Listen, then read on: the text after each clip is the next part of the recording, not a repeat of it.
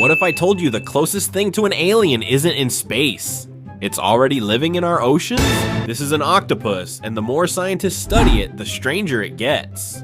It has 3 hearts, blue blood, and nearly 2/3 of its neurons are inside its arms, meaning each arm can move and explore almost on its own. But that's not even the craziest part. An octopus can instantly change its color, texture, and even the shape of its body to disappear right in front of your eyes. It can also solve puzzles, escape locked containers, and remember solutions for months. So if aliens ever visited Earth, they might already be here hiding beneath the waves.